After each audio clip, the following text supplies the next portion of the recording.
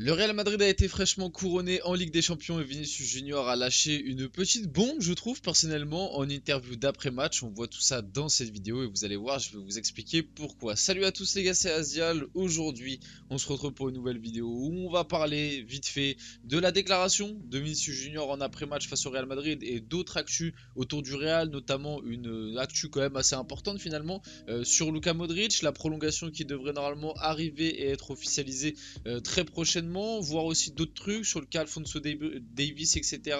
Bref, pas mal de choses intéressantes à voir dans cette vidéo, mais le sujet principal, ça va se concentrer sur la déclaration d'après-match de Vinicius Junior, parce que oui, de prime abord, ça c'est une déclaration assez basique et c'est pas une déclaration un petit peu ambiguë comme celle qu'a pu faire Rodrigo il y a très peu de temps en interview. Mais pour moi, cette déclaration-là, je pense quand même que c'est une manière de faire passer un petit message à la direction et au Real Madrid, tout en étant plus, on va dire, plus friendly que Rodrigo qui avait été un peu plus, ça s'était fait très vite remarquer et c'est pour ça que ça avait fait polémique. Bien évidemment, avant que la vidéo commence, n'hésitez pas à la liker, à commenter, à partager et à vous abonner, ça fait toujours plaisir et ça aide pour le développement de la chaîne.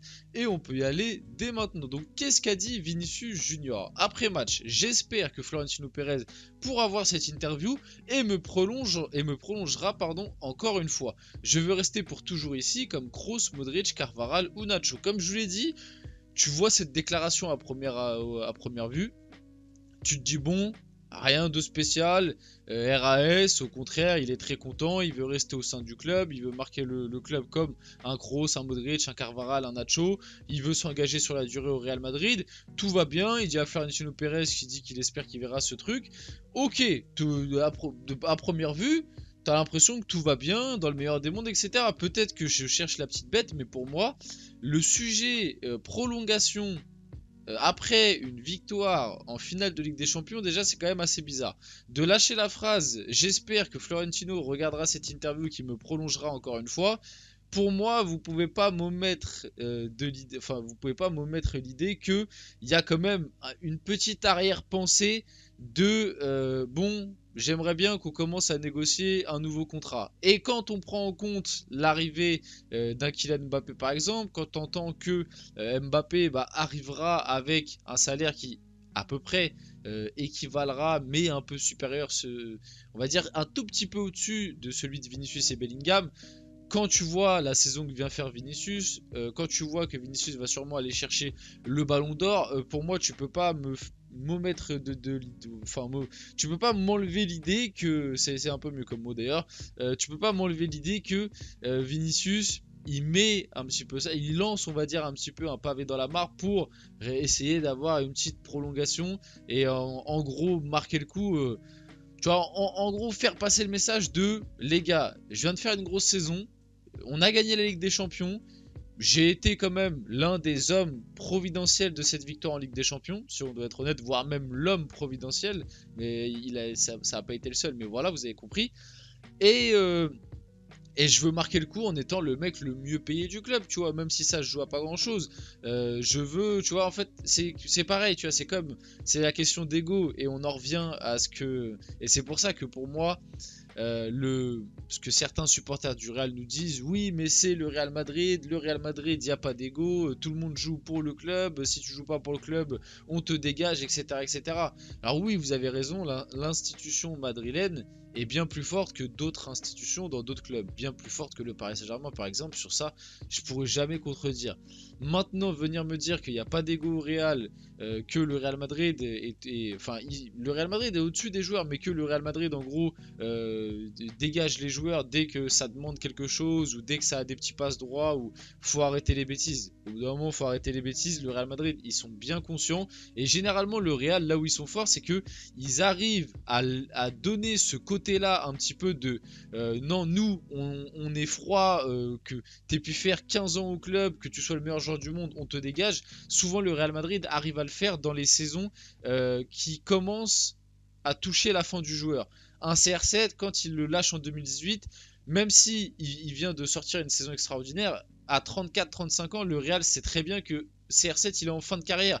Et je pense que si CR7 il avait fait ce qu'il a fait vers ses 29-30 ans, je suis pas sûr que le Real le vend et le met sur le marché des transferts et lui refuse sa prolongation. C'est pour ça, pour en revenir au sujet Vinicius, si imaginons Vinicius demande une prolongation en étant le mec le mieux payé du club parce qu'il estime qu'en étant ballon d'or avec la saison qu'il vient de faire, il veut passer devant dans la hiérarchie des salaires.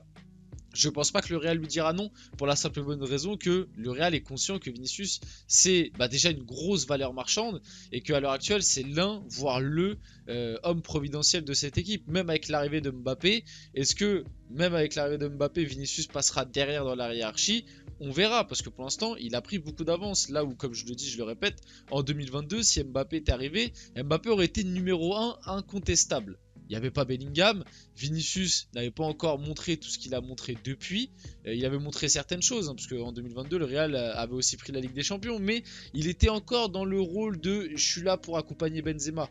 Il n'avait pas fait cette saison tout seul, entre guillemets, en tout cas sans Benzema, et en tant que leader d'attaque, parce que c'est ça la réalité. Cette année, Vinicius a été le leader offensif du Real Madrid. Ça a été lui le leader technique, etc. de ce Real, offensivement parlant. Alors Bellingham a aussi énormément contribué, notamment en première partie de saison, mais Bellingham s'est très vite écroulé, et d'ailleurs la finale, je trouve que ça le montre bien quand même, parce que la finale de Bellingham, moi je l'ai trouvé vraiment pas fou du tout, voire même très très invisible. Après, je pense qu'il est très fatigué, que aussi il a une petite blessure à l'épaule, donc ceci peut expliquer cela, tu vois, c'est...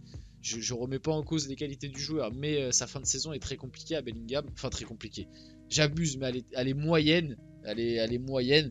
Là où un Vinicius, c'est la fin de saison et encore une fois la finale. J'ai fait un débrief. Je vous invite à aller le voir si vous voulez avoir un avis un peu plus global de ce que je pense de cette finale et tout. Mais pour moi, Vinicius sur la finale de Ligue des Champions, c'est uniquement par lui que passe le danger offensif du Real, quoi. C'est pas Rodrigo et Bellingham qui ont impacté cette finale de Ligue des Champions. C'est Vinicius par ses gestes techniques, par ses accélérations, par tout simplement sa qualité de joueur qui a su faire énormément de différence dans cette finale de LDC. En plus, il est buteur encore une fois. Quand même, Vinicius, 2 finales de Ligue des Champions, 2 fois buteur, je trouve que c'est quand même plutôt pas mal. Hein. Dans une carrière, c'est pas mal.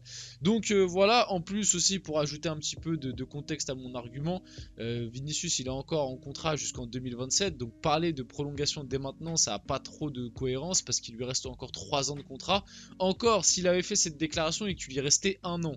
Là, je peux comprendre, mais là, il te reste 3 ans et tu viens faire une déclaration après une victoire en finale de Ligue des Champions où tu dis, président, regardez cette interview, j'aimerais bien qu'on me prolonge. Grosso modo, c'est ça qu'il dit. Donc bon, pour moi, il y a ce côté salaire, être le mec le mieux payé du club, un peu égo, montrer que même avec l'arrivée de Mbappé, Vinicius est encore quelqu'un d'important. Voilà. Luka Modric a déjà signé sa prolongation de contrat d'une saison avec le Real Madrid, annonce officielle la semaine prochaine. Ah, peut-être qu'on aura un petit truc, Mbappé, Modric, qui vont être annoncés à peu près en même temps du côté du Real, parce que oui, Modric du coup va bel et bien prolonger. Je pense que Modric, intérieurement, il doit remercier Toni Kroos du fond de son cœur, parce que je pense vraiment que si Toni Kroos était resté, n'avait pas pris sa retraite, Modric n'aurait pas été prolongé, et c'est d'ailleurs le sens que c'était en train de prendre. Donc est-ce que c'est un mal pour un bien? Je sais pas, je pense que c'était quand même mieux de garder encore Toni Kroos parce qu'il l'a montré encore cette année qu'il avait la qualité d'être titulaire, là où Modric, il y a encore de la qualité, etc. Hein. Modric, moi je le prends dans beaucoup et beaucoup de clubs en tant que titulaire indiscutable. Hein. Il y a des clubs qui jouent avec des champions.